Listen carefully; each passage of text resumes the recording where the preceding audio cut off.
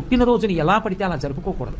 పుట్టినరోజు జరుపుకునేటటువంటి వ్యక్తి ఆ రోజు తెల్లవారుజామున నిద్రలేచి అభ్యంజన స్నానం చెయ్యాలి. అంటే ఒంటికి నూనె వ్రాసుకుంటే అలక్ష్మి పోతుంది. ఆ నూనె అలదుకొని తలస్నానం చేస్తారు. చేసే ముందు పెద్దవాళ్ళు తల మీద నూనె పెట్టి ఆశీర్వచనం చేయడం, వెన్నుపాము నిమరణం ఆచారంగా వస్తోంది.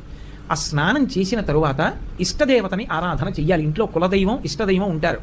ఆ కులదైవాన్ని ఇష్టదైవాన్ని ఆరాధన చెయ్యాలి. చేసిన తరువాత ఆవు పాలలో బెల్లం ముక్క, నల్ల నువ్వులు ఈ మూడు కలిపినటువంటి పదార్థాన్ని మౌనంగా తూర్పు దిక్కుకు తిరిగి కూర్చుని 3 మార్లు చేతిలో ఆచమనం చేస్తే ఎలా తింటామో అలా 3 మార్లు వేసుకుని లోపలికి పుచ్చుకోవాలి. 3 మార్లే. ఎందుచేత అంటే నల్ల నువ్వులు, బెల్లం, ఆవు పాలు కలిసినటువంటి పదార్థాన్ని 3 మాటలు పుచ్చుకుంటే వచ్చే పుట్టినరోజు లోపల ఏదైనా గండకాలం ఉంటే తొలగిపోతుంది అని. కాబట్టి ఈ 3 పదార్థములు కలిసినటువంటి దాన్ని చేతిలో వేసుకుని 3 మార్లు పుచ్చుకోవాలి. పుచ్చుకున్న తర్వాత 7 చిరంజీవులు ఉంటారు. అంటే వాళ్ళు పుట్టుక చేతనే చిరంజీవిత్వాన్ని పొందారు. ఇంకా కొంతమంది చిరంజీవిత్వాన్ని సాధించుకున్న వాళ్ళు ఉన్నారు. సాధించుకున్న వాళ్ళు కాదు, పుట్టుకతో చిరంజీవులైన వాళ్ళు. అశ్వత్థామ, బలి, వ్యాసుడు. అశ్వత్థామ, బలి, వ్యాసో హనుమాంశ్చ విభీషణ. హనుమంతుడు, విభీషణుడు, కృపాచార్యుడు, పరశురాముడు. వీళ్ళ 7 కూడా సప్తైతే చిరజీవిన, పుట్టుకతైచ చిరంజీవులు.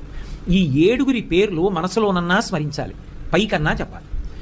ఆ రోజున తల్లిదండ్రులకి, గురువు గారికి తప్పకుండా నమస్కారం చేసి వాళ్ళ ఆశీర్వచనం అందుకోవాలి. మీ ఇంటికి దగ్గరలో ఏ దేవాలయం ఉంటే ఆ దేవాలయాన్ని దర్శనం చెయ్యాలి. చక్కగా మృష్ణాన్న భోజనం చెయ్యవచ్చు. రాత్రి మాత్రం బ్రహ్మచర్యాన్ని పాటించాలి. పుట్టినరోజున బ్రహ్మచర్య దీక్షకి విరుద్ధమైనటువంటి సాంసారికమైన కార్యక్రమాల్ని నిర్వహించకూడదు.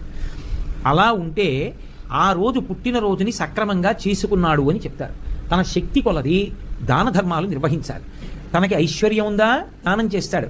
తనకి ఐశ్వర్యం లేదు, గోగ్రాసం అంటారు. చేతి నిండా కాసిని పచ్చగడ్డి పరకలు పట్టుకెళ్ళి ఒక ఆవుకి తినిపించి ప్రదక్షిణం చేసి నమస్కరిస్తే చాలు. ఇవి పుట్టినరోజు నాడు తప్పకుండా జ్ఞాపకం పెట్టుకుని చెయ్యవలసినటువంటి విషయాలు.